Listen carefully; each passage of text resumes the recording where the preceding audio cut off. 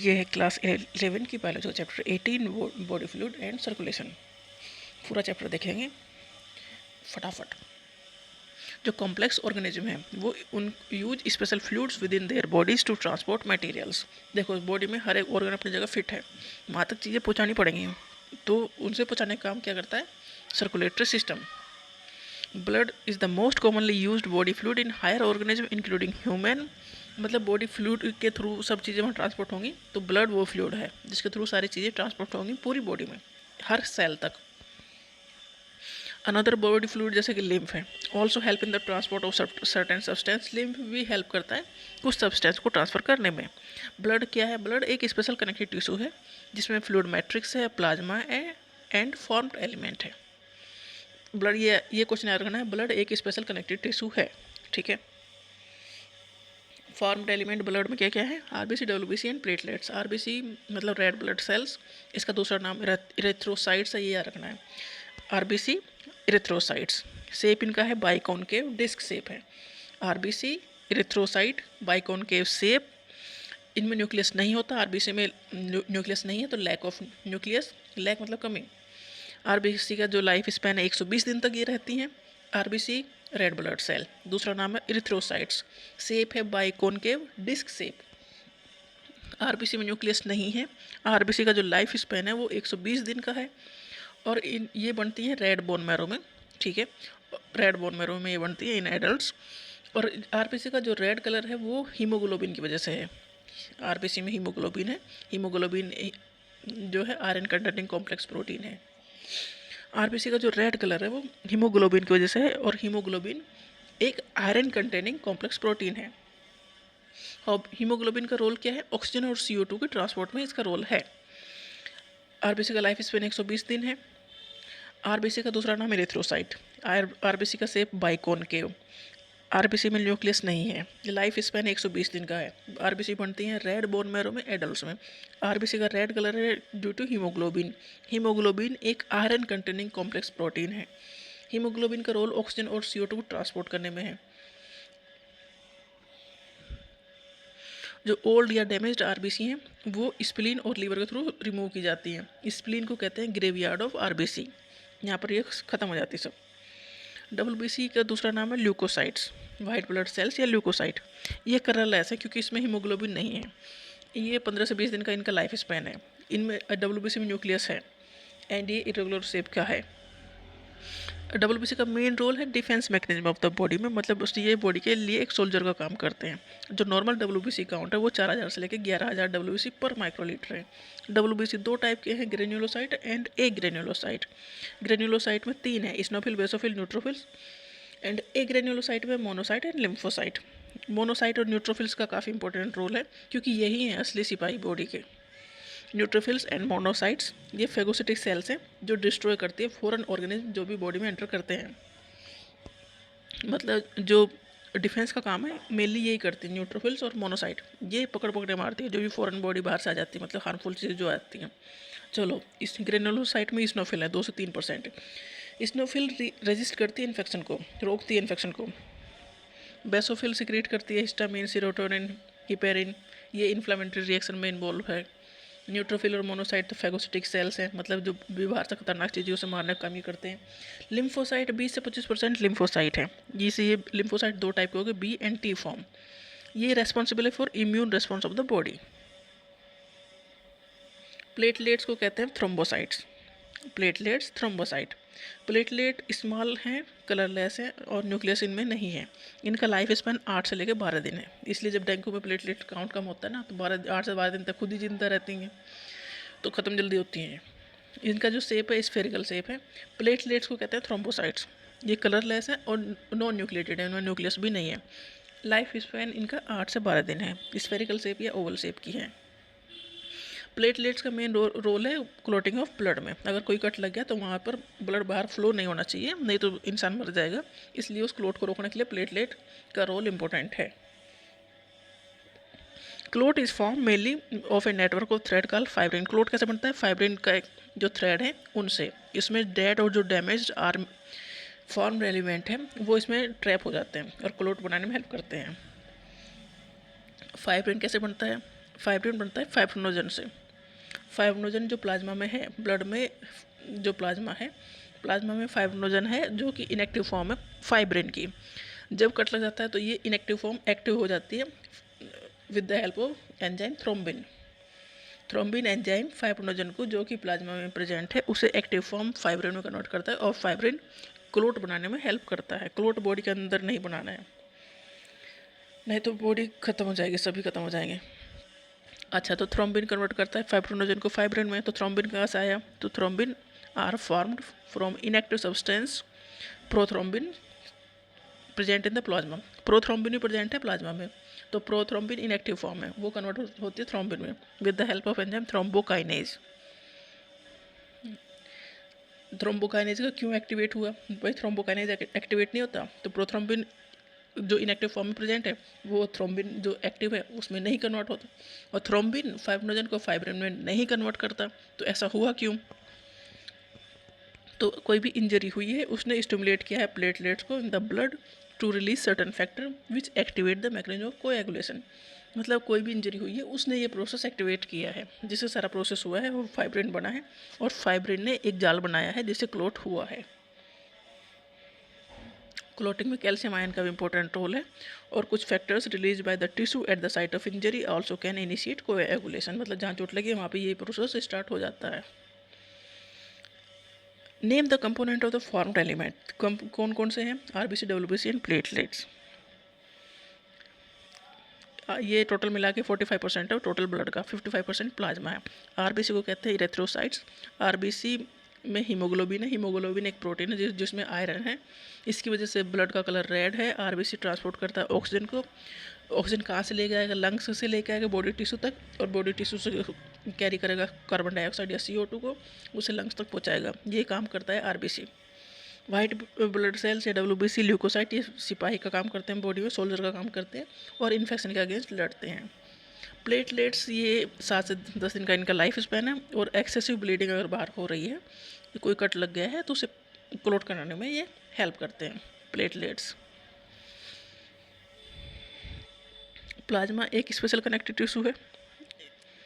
Plasma blood का एक part है और ब्लड एक स्पेशल कनेक्टिव टिश्यू है। 50 जो ब्लड है उसका 55% प्लाज्मा है। प्लाज्मा स्ट्रॉ कलर का है या विस्कस फ्लूइड है? 55 जो ब्लड है उसका 55% प्लाज्मा है, और प्लाज्मा में 90 से 92% तक वाटर और 6 से 8% तक प्रोटीन है। प्लाज्मा में कुछ मिनरल्स भी हैं। प्लाज्मा में प्रोटीन्स भी हैं, जैसे कि फाइब्रिनोजन है। फाइब्रिनोजन किसके लिए चाहिए? क्लोटिंग के लिए चाहिए, क्योंकि फाइब्रिनोजन कन्वर्ट होगा फाइब्रिन में तभी क्लोट बनेगा। ग्लोब्यूलिन हेल्प करता है डिफेंस मैकेनिज्म में। एल्ब्यूमिन हेल्प करता है ऑस्मोटिक बैलेंस बनाने में। जो फैक्टर्स फॉर कोएगुलेशन और clotting of blood are also present in the plasma. Definitely plasma में वो इनएक्टिव फॉर्म में प्रेजेंट है। वो जब कहीं कट लगता है तो वो एक्टिवेशन का प्रोसेस शुरू होता है, और वो एक्टिव फॉर्म में, जैसे कि प्रोथ्रोम्बिन है वो प्लाज्मा प्रेजेंट है, फाइब्रिनोजन है वो प्लाज्मा प्रेजेंट है। तो प्रोथ्रोम्बिन थ्रोम्बिन में कन्वर्ट होता है, और थ्रोम्बिन फाइब्रिनोजन को फाइब्रिन में कन्वर्ट करता है। तो इसी वजह से क्लोटिंग होती है। अगर प्लाज्मा से ये क्लोटिंग फैक्टर निकाल दी जाए तो इसे कहेंगे हम सीरम। प्लाज्मा प्रोटीन का इंपॉर्टेंस क्या है? प्लाज्मा प्रोटीन है एल्ब्यूमिन, ग्लोब्यूलिन एंड लाइपोप्रोटीन। ये ट्रांसपोर्ट करते हैं हार्मोन को, विटामिन को, मिनरल्स को, इनका तो ये रोल है ही। इम्यूनोग्लोबिन हेल्प करता है कि इसमें इन्फेक्शन से फाइट करने में और पैथोजन को न्यूट्रलाइज करने में। पैथोजन मतलब हार्मफुल सब्सटेंस, न्यूट्रलाइज मतलब वो काम नहीं कर पाएंगे, उन्हें इनएक्टिवेट कर दिया। Plasma protein also help in maintaining blood का pH, and albumin helps regulate blood osmotic pressure, preventing excessive fluid loss. मतलब ब्लड में एक प्रेशर मेंटेन रहे। और फाइब्रिनोजन और ये सब तो एक्सेसिव जो ब्लीडिंग हो रही है उसे रोकने में काम करते हैं, क्लोटिंग फैक्टर ये सब।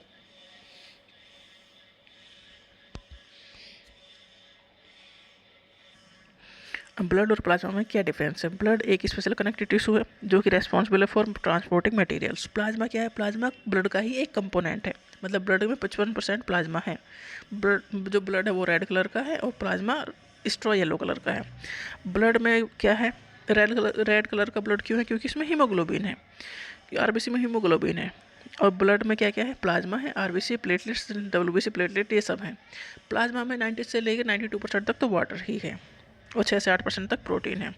तो ब्लड ट्रांसपोर्ट करता है ऑक्सीजन को CO2 को ड्यू टू हीमोग्लोबिन की प्रेजेंस से, और न्यूट्रिएंट को, हार्मोन को, सबको ट्रांसपोर्ट करता है।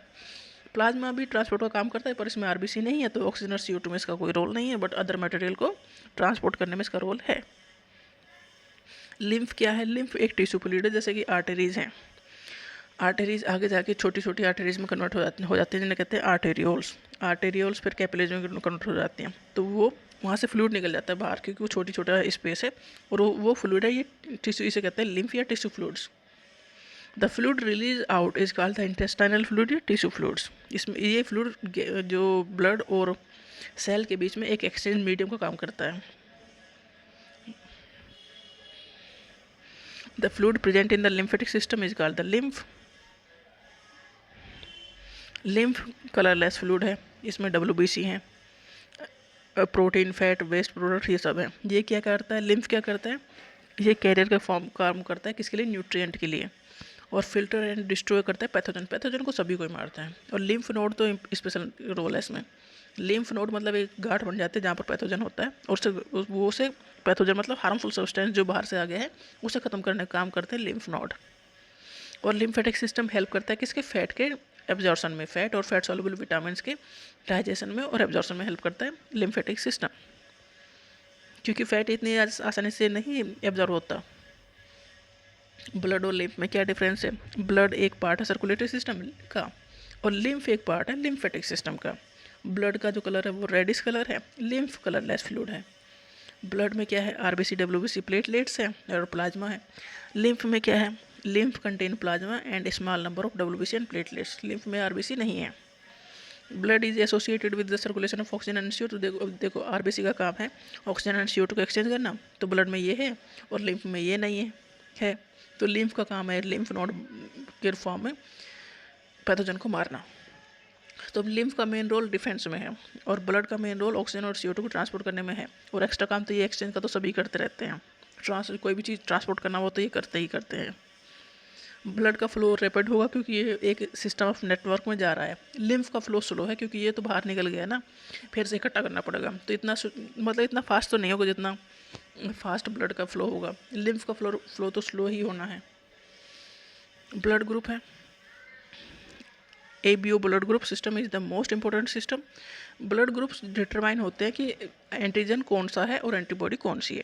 एंटीजन कहाँ पर पाया जाता है? RBC की सरफेस पे। एंटीबॉडी कहाँ पाई जाती है? प्लाज्मा में। ब्लड में क्या है? प्लाज्मा भी है और RBC भी है, ठीक है। तो ब्लड ग्रुप कैसे पता लगेगा कि RBC पर कौन सा एंटीजन है? जैसे कि ब्लड ग्रुप किसी का A है तो उसका मतलब उसकी RBC पर A एंटीजन है, तो प्लाज्मा में B एंटीबॉडी होगी। अगर जिसका ब्लड ग्रुप A है वो तो किसे ब्लड दे सकता है, डोनेट किससे कर सकता है? A को दे सकता है और AB को दे सकता है। और ले किससे सकता है? A से ले सकता है एंड O से ले सकता है, AB से नहीं ले सकता, क्योंकि AB सबसे ले सकता है और दे सिर्फ AB को ही सकता है। जिसका ब्लड ग्रुप B है मतलब उसमें B एंटीजन है। कहाँ पर है एंटीजन? रेड ब्लड सेल्स पर ही एंटीजन होते हैं, और एंटीबॉडी प्लाज्मा में है, तो इसका एंटीबॉडी एंटी-A है। तो ब्लड ग्रुप B वाला डोनेट कर सकता है ब्लड टू B और AB वाले को। मतलब जिसका ब्लड ग्रुप है वो खुद को तो दे सकता है और AB को सबको ही दे सकता है, पर लिस्ट किससे ले सकता है? जो खुद का ब्लड ग्रुप है, जैसे इसका B है तो ये B से ले लेगा, उसके अलावा O से लेगा क्योंकि O सबको दे सकता है ब्लड। जिसका ब्लड ग्रुप AB है उसमें दोनों एंटीजन है, एंटीबॉडी नहीं है। एंटीबॉडी नहीं है इसलिए ये सबसे ब्लड ले सकता है। यूनिवर्सल रेसिपिएंट इसे कहते हैं। Can receive from all type of but can only donate to AB। जिसका ब्लड ग्रुप AB है वो सभी ब्लड ग्रुप से ब्लड ले सकता है, पर देना है तो सिर्फ AB को देगा, क्योंकि इसमें एंटीजन दोनों है, एंटीबॉडी नहीं है। जिसका ब्लड ग्रुप O है इसमें कोई एंटीजन नहीं है, मतलब ये सबको दे देगा, डोनेट सबको कर सकता है, एंटीबॉडी दोनों है, मतलब ये लेगा सिर्फ O वाले ब्लड ग्रुप से ही, क्योंकि एंटीबॉडी है ना, दोनों एक ही टाइप के हैं तो दोनों से रिएक्शन कर जाएंगी, तो इसे सिर्फ O वाला ब्लड ग्रुप ही चाहिए। जिसका ब्लड ग्रुप O है उसे अगर ब्लड चाहिए तो ब्लड ग्रुप जिसका O है उसी से वो लेगा, और देने के लिए ये सबको दे सकता है, तो इसे ये कहते हैं universal donor. Can donate blood to A। जिसका ब्लड ग्रुप A है, जिसका ब्लड ग्रुप AB है, जिसका ब्लड ग्रुप AB है, AB एंड O सबको दे देगा। ये यूनिवर्सल डोनर है ब्लड ग्रुप O। और रिसीव कैसे करेगा? O से। RH ग्रुप, देखो ब्लड ग्रुप पॉजिटिव और नेगेटिव होता है। पॉजिटिव किसी वजह से होता है, पॉजिटिव मतलब RH फैक्टर उस पर है या नहीं है। RH group refers to the classification of blood group based on the presence or absence of rhesus factor। RH factor मतलब rhesus फैक्टर, ये एक प्रोटीन है जो आरबीसी की सरफेस पर पाई जाती है। RH जो फैक्टर है वो एक प्रोटीन है जो आरबीसी की सरफेस पर पाई जाती है। अगर किसी पर है तो वो उसका ब्लड ग्रुप RH पॉजिटिव है। If a person has the RH factor on the RBC मतलब उसका ब्लड ग्रुप RH पॉजिटिव है। और किसी पर ये प्रोटीन नहीं है तो उसका ब्लड ग्रुप RH नेगेटिव है। अगर ब्लड ट्रांसफ्यूज करना है तो RH negative individual should ideally receive RH negative blood to avoid an immune reaction. मतलब किसी का ब्लड ग्रुप नेगेटिव है तो उसे नेगेटिव वाला ब्लड ग्रुप ही चाहिए, पॉजिटिव काम नहीं करेगा। इसका एक कॉम्प्लिकेशन हो जाता है प्रेगनेंसी में। अगर RH नेगेटिव, मदर का ब्लड नेगेटिव है, कोई भी ब्लड ग्रुप है वो नेगेटिव है मतलब RH फैक्टर उसमें नहीं है, और उसका बेबी है उसका पॉजिटिव हो गया, क्योंकि हो सकता है फादर से आ गया हो। तो अगर दोनों का ब्लड की मिक्सिंग हो गई तो जो ब्लड मदर का ब्लड है वो एंटीबॉडी बना लेगा उस बेबी के against.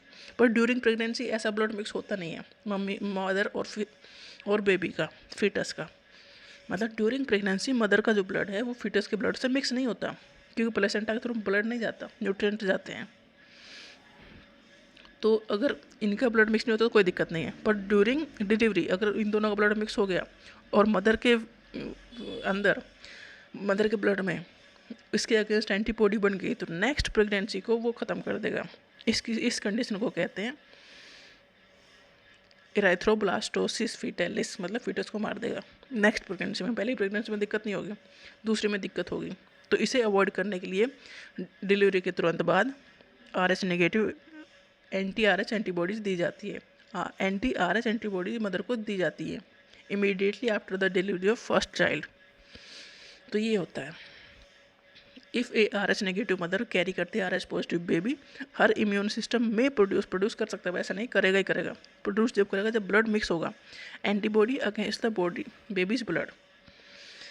RH antigen of the foetus do not get expose to the RH negative blood of the mother in the first pregnancy. पहले प्रेगनेंसी में कोई दिक्कत नहीं है, बट जो सेकेंड प्रेगनेंसी होगी वो प्रेगनेंसी होगी ही नहीं, उस फीटस को ये ख़त्म कर देगा एंटीबॉडी का बगर बन गई तो।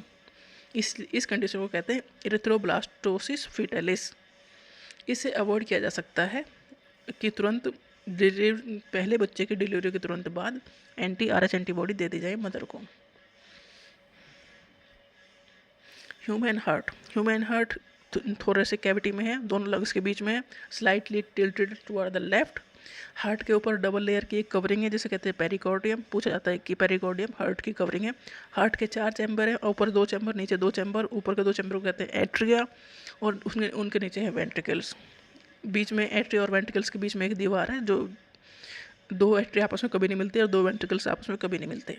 मतलब राइट साइड अलग है, लेफ्ट साइड अलग है तो एक साथ, बीच में दीवार है। एट्रिया और वेंट्रिकल्स के बीच में वॉल्व है, मतलब लेफ्ट एट्रिया और left ventricle, right atria and right ventricles. मतलब एट्रिया से ब्लड कहाँ जाएगा, वेंट्रिकल्स में, तो वॉल्व तो होना ही है। ये वही वॉल्व है जो चेंज होते हैं, बदले जाते हैं जब खराब हो जाते हैं सिस्टम। तो जो राइट एट्रिया और राइट वेंट्रिकल के बीच में है उसके बीच में है ट्राइकस्पिड वॉल्व। पूछा जाता है ट्राइकस्पिड वॉल्व कहाँ है, तो राइट एट्रिया और राइट वेंट्रिकल्स के बीच में है। एट्रिया या एट्रियम। तो राइट साइड का एट्रियम और वेंट्रिकल्स के बीच में ट्राइकस्पिड वॉल्व है। लेफ्ट साइड के एट्रिया और वेंट्रिकल्स के बीच में बाइकस्पिड वॉल्व या मिट्रल वॉल्व है।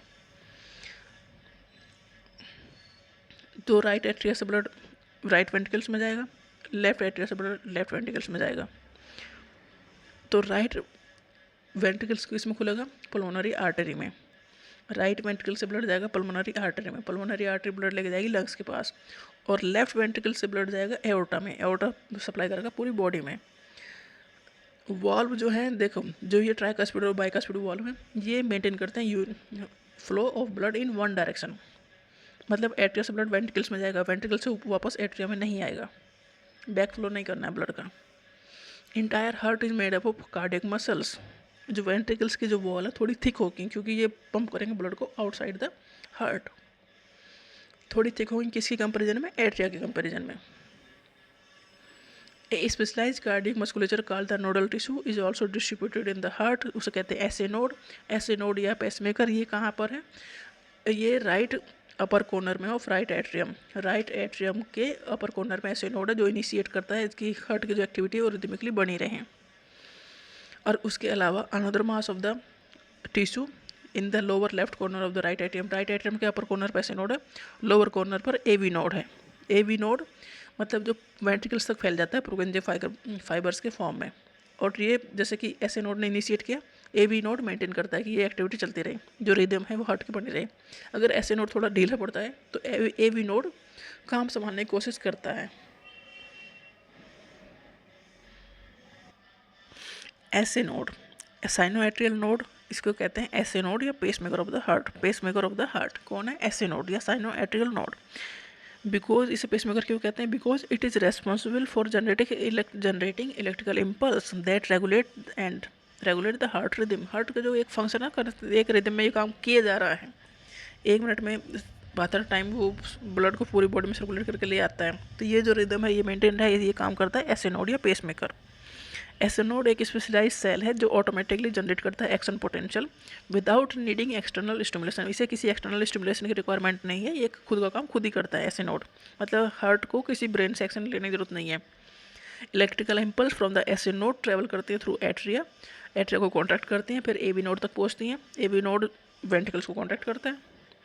ऐसे नोड डिक्टेट करता है हार्ट की रिदम मेंटेन रहे और इंश्योर करता है कि ये काम अच्छे से चलता रहे।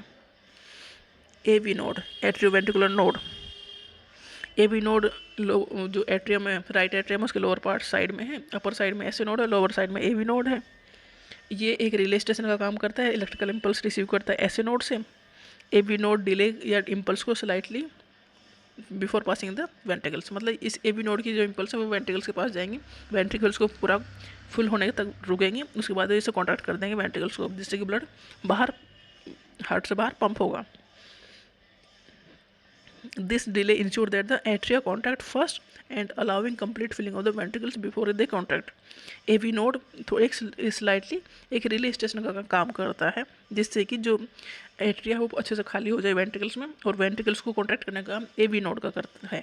एवी नोड फिर ब्लड को बाहर पंप करेगा। एवी नोड उस चीज़ को स्टिमुलेट करेगा कि ब्लड अच्छे से पंप हो बाहर। एवी नोड या बंडल ऑफ हिस ये ट्रांसमिट करता है electrical impulse from the AV node to ventricles. AV node bundle of His क्या है? एवी नोड 2 पार्ट में डिवाइड हो गया वेंट्रिकल्स में, एक राइट साइड चला गया, एक लेफ्ट साइड चला गया। ये इंश्योर करता है कि जैसे both ventricles contract simultaneously and effective pumping of the blood to the lungs and the rest of the body. एक जो पल्मोनरी आर्टरी लंग्स के पास जा रही है, और सिस्टमिक सर्कुलेशन मतलब बॉडी में एओर्टा से के थ्रू बॉडी में सर्कुलेट हो रहा है ब्लड। तो ये जो एवी नोड है वो लेफ्ट और राइट दोनों साइड के वेंट्रिकल्स को कॉन्ट्रैक्ट करने में हेल्प करता है with the help of Purkinje fibres, मतलब दोनों वेंट्रिकल्स को कवर करता है ये। AV node help in maintaining the rhythmic and coordinated contraction, जो कि नेसेसरी है सर्कुलेशन के लिए। ये जो ऐसे नोड है या पेसमेकर है उसका एक बैकअप है, अगर वो अच्छे से काम नहीं कर पा रहा है तो ये अच्छे से मेंटेन करने की कोशिश करता है। Why do we call our heart myogenic? हम अपने हार्ट को मायोजेनिक क्यों कहते हैं? Myogenic means originated from the muscles और generated by muscles tissue itself. देखिए हमारा हार्ट है, हार्ट बीट इनिशिएटेड होती है by the heart muscle itself. Heart beat initiate होते हैं by the heart muscle itself, मतलब इसे ब्रेन की ज़रूरत नहीं है काम करने के लिए। स्पेसिफिकली बाय द ऐसे नोड, ऐसे नोड ये काम करता है। ऐसे नोड या साइनोएट्रियल नोड या पेसमेकर, इसे बाहर without needing direct stimulation from the nervous system, मतलब नर्वस सिस्टम जो ब्रेन से इसका रिलेशन ज़्यादा है नहीं, बस ब्रेन इतना करता है कि बढ़ाया घटा देता है। यहाँ पर जो हार्ट बीट है वो इनिशिएट हो रही है हार्ट मसल से अपने आप, और वो सिग्नल दे रहा है ऐसे नोड या पेसमेकर। तो स्पेशल न्यूरल सेंटर है मेडुला ओब्लांगेटा, ये मेडिएट करता है कार्डियक फंक्शंस को, मॉडरेट करता है कार्डियक फंक्शंस को थ्रू ऑटोनॉमिक नर्वस सिस्टम। हमारी बॉडी में ऑटोनॉमिक नर्वस सिस्टम है जिसके 2 टाइप हैं, सिंपैथेटिक एंड पैरासिम्पैथेटिक। हमारी बॉडी को अगर मतलब हम लड़ने जा रहे हैं तो एक सिस्टम एक्टिवेट होगा सिंपैथेटिक, और अगर शांत होना है तो दूसरा जो सिस्टम है वो एक्टिवेट होगा पैरासिम्पैथेटिक। बस इतना ही रोल है, क्योंकि लड़ाई के लिए हमारे हार्ट को भी तैयार करना है, तो बस ऑटोनॉमिक नर्वस सिस्टम इसमें रोल प्ले करता है। बट हार्ट को ये नहीं बताता कि तुम्हें ये करना है कि ये नहीं करना है। जैसे ब्रेन हमारे हाथ पैर को बताता है ना, ऐसे हार्ट को कोई सिग्नल नहीं मिलता है, बस हार्ट को ये मिलता है कि युद्ध हो रहा है इसलिए तैयार रहो, जैसे कि हम भागते हैं तो हार्ट बीट बढ़ जाती है, तो ये कंट्रोल करता है ऑटोनॉमिक नर्वस सिस्टम। बस इतना ही नर्वस सिस्टम का रोल है हार्ट के मामले में। Neural signal through the sympathetic nerve can increase the rate of heart beat. Sympathetic nervous system heart beat बढ़ाएगा। मान लो हम भाग रहे हैं तो हार्ट बीट बढ़ जाएगी। अगर हम रुक गए, शांति से हैं, पैरासिम्पैथेटिक नर्वस से एक्टिवेट होगा और हार्ट बीट को नॉर्मल करेगा। तो myogenic nature of the heart ensure करता है कि जैसे कि जो भी हार्ट बीट है वो रिदमिकली चलती रहे, अपने आप चलती रहे। इसमें ब्रेन का कोई रोल नहीं है, मतलब नर्वस सिस्टम का कोई रोल नहीं है। अगर रोल है तो सिर्फ वो रोल है ऑटोनॉमिक नर्वस सिस्टम का, मतलब sympathetic and parasympathetic nervous system का। मतलब अगर हार्ट बीट बढ़ानी है या घटानी है अकॉर्डिंग टू द सिचुएशन, इतना ही कंट्रोल करता है नर्वस सिस्टम हार्ट के ऊपर। इसलिए हार्ट मायोजेनिक है, मतलब हार्ट की जो मसल्स हैं वो खुद ही इनिशिएट करती है, सारा काम वो खुद ही करती हैं। Why do we consider blood as a connected tissue? Blood एक कनेक्टेड टिश्यू को क्यों कंसिडर करते हैं? Blood is considered a specialise connected tissue as it connect all the system of the body. सारी बॉडी को ये कनेक्ट करता है, सारी बॉडी के हर एक पार्ट तक ब्लड पहुंचता है और ट्रांसपोर्ट करता है oxygen, nutrient and waste. Blood is circulated throughout the body by the heart. Blood पूरी बॉडी में मूव कर घूम फिर के आएगा। Blood has a matrix containing, blood में क्या क्या है? आरबीसी, डब्ल्यूबीसी, प्लेटलेट्स है, प्लाज्मा है। प्लाज्मा 55% ब्लड का जो है वो प्लाज्मा है। प्लाज्मा में 92% वाटर है और 6 to 8% तक प्रोटीन है। तो ब्लड एक कनेक्टिव टिश्यू भाई, सारे सिस्टम को, सारे ऑर्गन को यही तो जोड़ रहा है, हर एक सेल तक सब चीज़ ट्रांसपोर्ट करने का यही तो काम कर रहा है। तो ये स्पेशलाइज कनेक्टेड टिश्यू है जो सारी चीज़ को सेल तक पहुंचाने का काम ये करता है और सेल से जो वेस्ट चीज़ है उसे लेकर आने का काम भी यही करता है। सर्कुलेटरी सिस्टम मतलब हर एक ऑर्गेनिज्म में हर एक सर्कुलेटरी सिस्टम होता है, मतलब कुछ ना कुछ तो फ्लो करेगा ही करेगा। सर्कुलेटरी सिस्टम का काम क्या है? ये ट्रांसपोर्ट करता है ब्लड को, न्यूट्रिएंट को, गैसेज को और वेस्ट प्रोडक्ट को। सर्कुलेटरी सिस्टम दो टाइप के हो सकते हैं। ओपन सर्कुलेटरी सिस्टम मतलब जिसमें आर्टरी और वेन्स का नेटवर्क ना हो। द सर्कुलेटिंग फ्लूइड जो है इसमें ब्लड नहीं है, इसे कहते हैं लिम्फ, हीमोलिम्फ। जो सर्कुलेटिंग फ्लूइड है ओपन सर्कुलेटरी सिस्टम में वो है हीमोलिम्फ, जो मतलब इसमें आर्टरीज नहीं है। हार्ट जो है ब्लड को पंप करता है और पूरे ऑर्गन के ऊपर ब्लड घूम के आ जाता है। एक्चुअली ये ब्लड नहीं है, इसे कहते हैं haemolymph. A heart pump haemolymph into the sinus, there are no distinct veins और आर्टरीज। साइनस मतलब वो स्पेस है, ओपन स्पेस या कैविटीज है within the body where blood या हीमोलिम्फ मूव करता है freely rather than being confined within a blood vessels. मतलब जो ओपन सर्कुलेटरी सिस्टम है उसमें आर्टरी और वेन नहीं है। हार्ट ने ब्लड को पंप कर दिया बाहर तो पूरी बॉडी में घूम के वापस आ जाता है ब्लड, इस तरह से होता है। इस तरह का ब्लड में क्या होगा? प्रेशर कम होगा, स्लो सर्कुलेशन होगा। ये जो ओपन सर्कुलेटरी सिस्टम है ये लेस इफिशियंट होगा। ये किस में पाया जाएगा? इंसेक्ट्स में पाया जाएगा, मोलस्क में पाया जाएगा, एंथ्रोपोड में पाया जाएगा। क्लोज सर्कुलेटरी सिस्टम कहाँ पाया जाएगा? इसमें रहेगा blood remain confined within a network of blood vessels creating a continuous loop। Close circulatory system मतलब एक कंटिन्यूस लूप में ब्लड फ्लो करता है, मतलब पाइप का एक स्ट्रक्चर हमने नेटवर्क बना दिया तो ब्लड घूमता फिरता रहेगा उसी में ही, अपनी मर्जी से पीछे नहीं जाएगा, आगे ही जाएगा। तो ये इफिशियंट टाइप का सर्कुलेटरी सिस्टम है। इसमें हार्ट जो है पंप करता है ब्लड को through arteries, veins and capillaries. ये एक अंडर हाई प्रेशर काम करेगा, ब्लड इसमें अच्छे से घूमेगा। एक इफिशियंट सर्कुलेटरी सिस्टम है। ये किसमें पाया जाएगा? ह्यूमन्स में, बर्ड में, फिश में, एनिलिड्स में। ये क्लोज सर्कुलेटरी सिस्टम है। क्लोज सर्कुलेटरी सिस्टम किस में है? ऑल वर्टिब्रेट जिसमें हार्ट चैम्बर्ड में है। जैसे कि फिश में है 2 चैम्बर का हार्ट है, मतलब 2 चैम्बर हार्ट है, एक एट्रियम है, एक वेंट्रिकल्स है। तो जो सिंगल सर्कुलेशन है इन फिश, जो डीऑक्सीजनेटेड ब्लड है फ्रॉम द बॉडी टिश्यू वो एट्रियम में आता है। एट्रियम से ब्लड जाएगा वेंट्रिकल्स में, वेंट्रिकल्स इस ब्लड को पंप करेंगे गिल्स के पास, वहाँ से ऑक्सीजन लेके आएगा और गिल्स में oxygen from the water absorb and CO2 is release. मतलब पूरी बॉडी से ब्लड इकट्ठा होगा फिश में।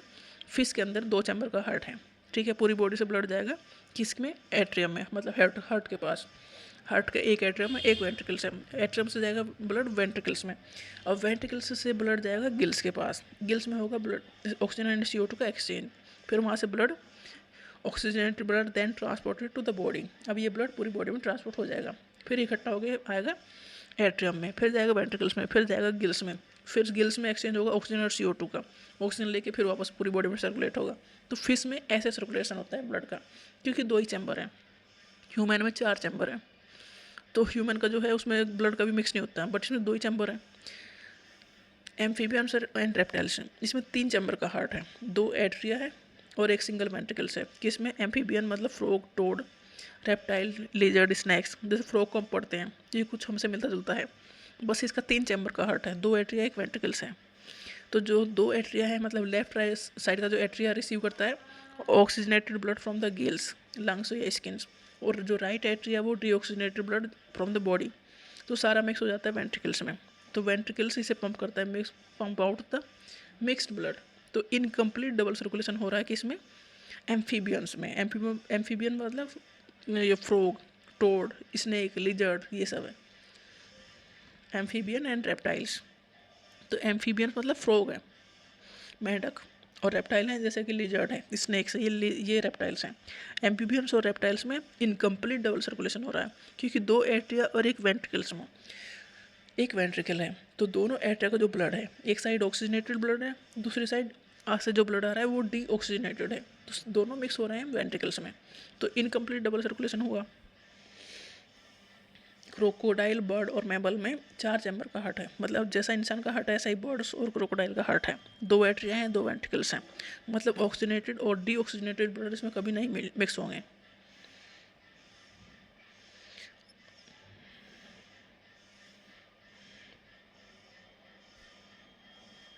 आर्टरीज और वेन्स। आर्टरीज और वेन्स 3 लेयर में बनी होती हैं। पहले ये ट्यूनिका इंटीमा जो बनी होती है, इनर लाइनिंग है ये।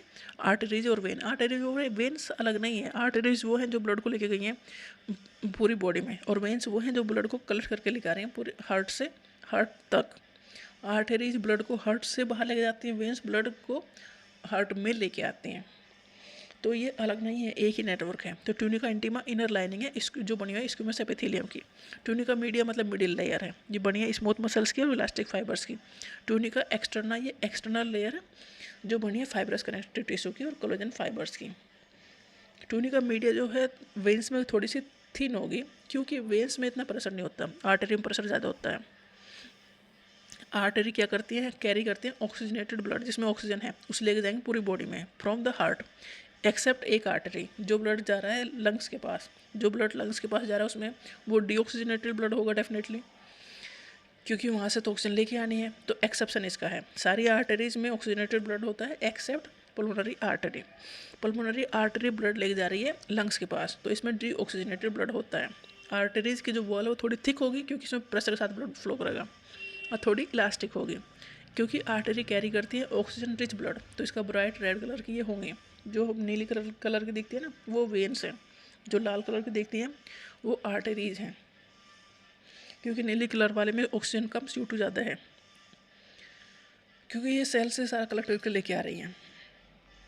तो आर्टरी कैरी करती है ऑक्सीजन रिच ब्लड, तो ये थोड़ी ब्राइट रेड कलर की हैं।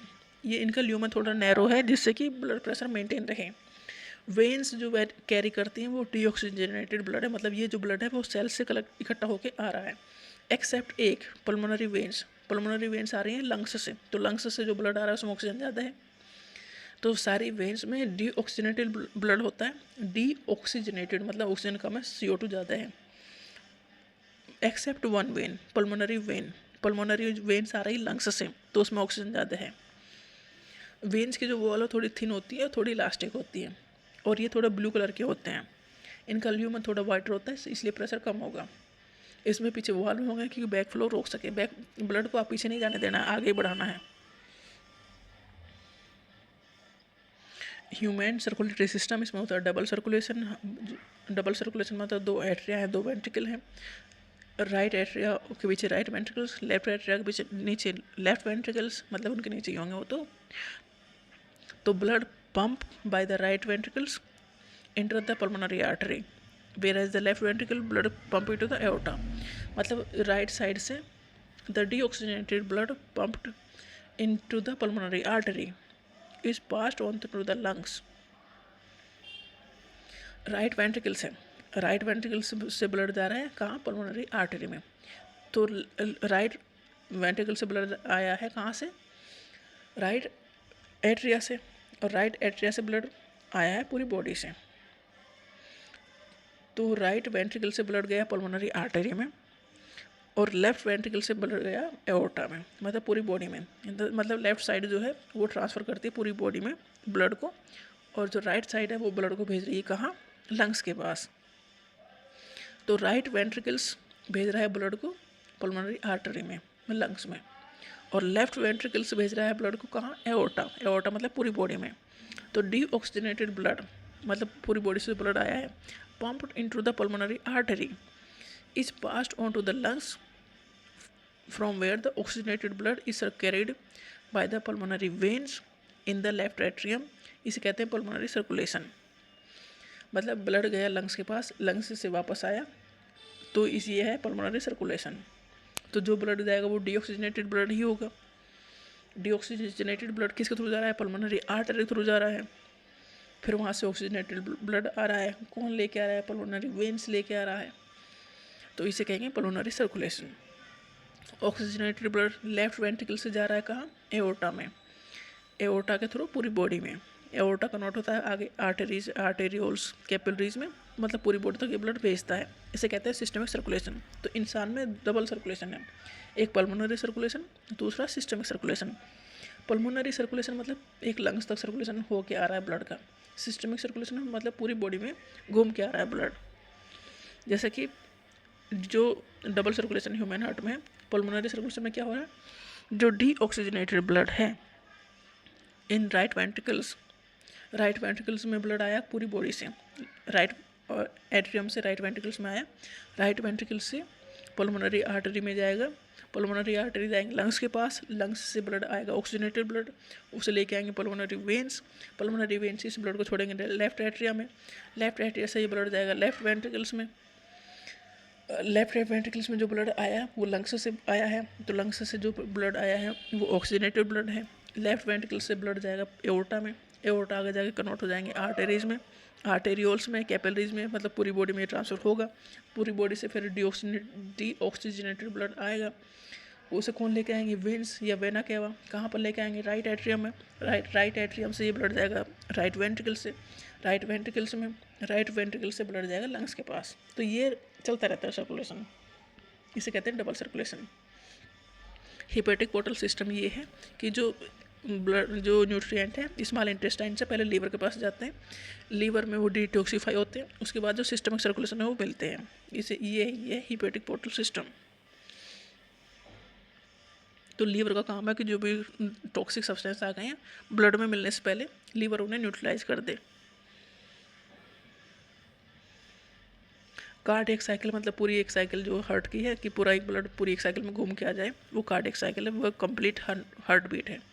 Cardiac cycle refers to the sequence of event that occur during one complete heart beat. एक हार्ट बीट में कौन कौन से इवेंट घटते हैं, एक हार्ट बीट में पूरा ब्लड घूम जाता है पूरी बॉडी में, इसमें कौन कौन से इवेंट किस घटते हैं, एट्रियल सिस्टोल, एट्रिया कॉन्ट्रैक्ट होते हैं, ब्लड को पुश करते हैं वेंट्रिकल्स में, इसमें लगता है 0.1 सेकेंड। एट्रिया से ब्लड जाएगा वेंट्रिकल्स में, तो एट्रिया और वेंट्रिकल्स के बीच में वॉल्व है, ट्राइकस्पिड वॉल्व और बाइकस्पिड वॉल्व, ये खुलते हैं। तो वेंट्रिकल सिस्टोल, ये एट्रियल सिस्टोल हो गया, मतलब एट्रिया कॉन्ट्रैक्ट हो गए 0.1 सेकेंड में। अब वेंट्रिकुलर सिस्टोल, अब वेंट्रिकल्स कॉन्ट्रैक्ट होंगे, तो वेंट्रिकल कॉन्ट्रैक्ट होंगे तो ब्लड कहाँ जाएगा, एक साइड से जाएगा पल्मोनरी आर्टरी में और एक साइड से जाएगा एओर्टा में।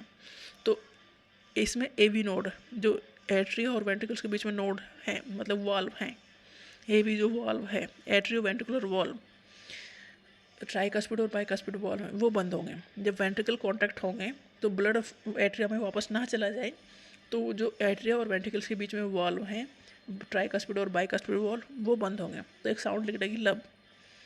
इसमें वेंट्रिकुलर सिस्टोल लगेंगे 0.3 सेकेंड, ठीक है।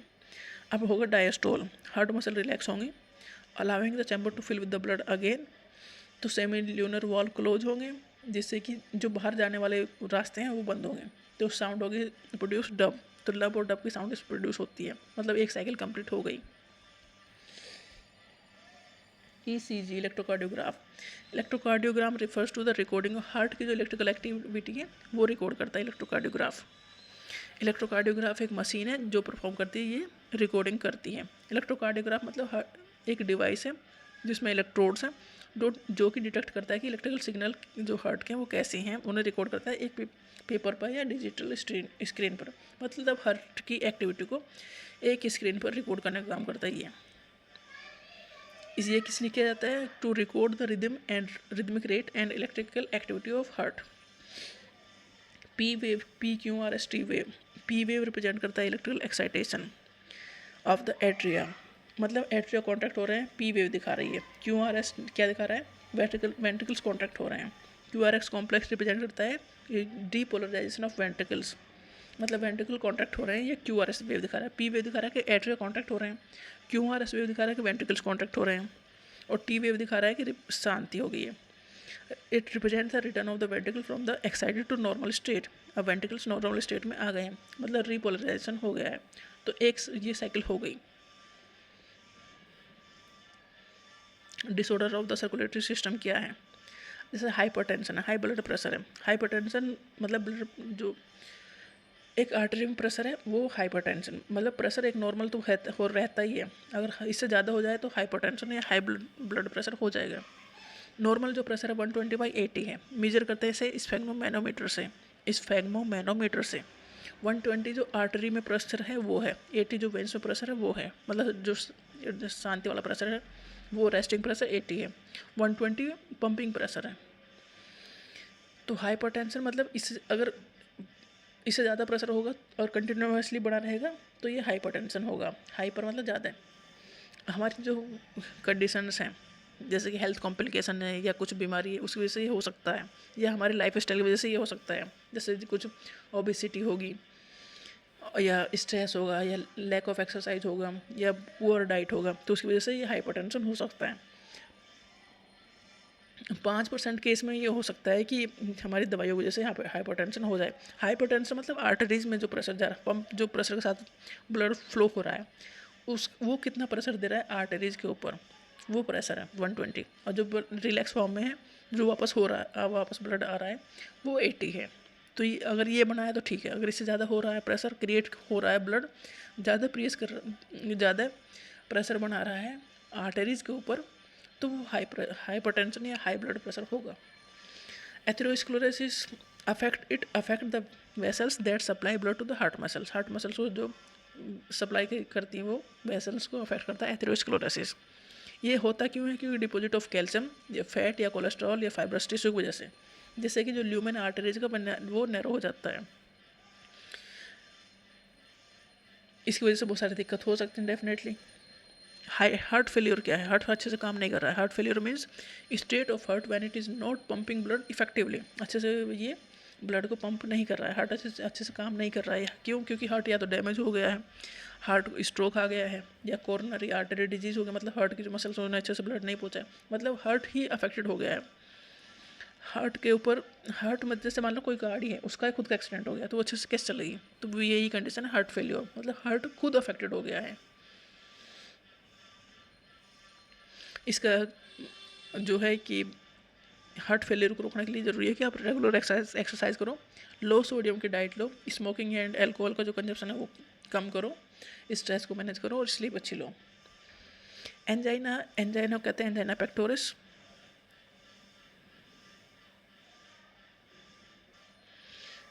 ये है चेस्ट में पेन, मतलब जो हार्ट अटैक वाली फीलिंग आती है ना, जो चेस्ट में पेन, ये एंजाइना पेक्टोरिस है। एंजाइना पेक्टोरिस मतलब चेस्ट का पेन है या डिस्कम्फर्ट है जो कि हार्ट तक जो ब्लड फ्लो हो रहा है वो कम हो गया उसकी वजह से हो रहा है। जो चेस्ट का पेन है ये रेडिएट करता है जबड़े से लेके गर्दन से लेके शोल्डर तक और पूरी लेफ्ट आर्म तक फैल जाता है ये। तो हार्ट जो एंजाइना पेक्टोरिस है वो हार्ट में चेस्ट पेन इसका सिम्टम है। चेस्ट पेन या डिस्कम्फर्ट होगा चेस्ट में जिससे कि ब्लड फ्लो कम हो जाएगा हार्ट मसल्स के पास और ये बढ़ता चला जाएगा पेन। इसका ट्रीटमेंट है कि हेल्दी डाइट लो, रेगुलर एक्सरसाइज करो और डेफिनेटली इसकी दवाई तो है ही है। और ओबेसिटी सब हार्ट डिजीज़ का एक फैक्टर ओबेसिटी भी है। ओबेसिटी कम करो, रेगुलर एक्सरसाइज करो और आज हेल्दी डाइट लो तो हार्ट डिजीज़ नहीं होगी, अफेक्टेड नहीं होगा।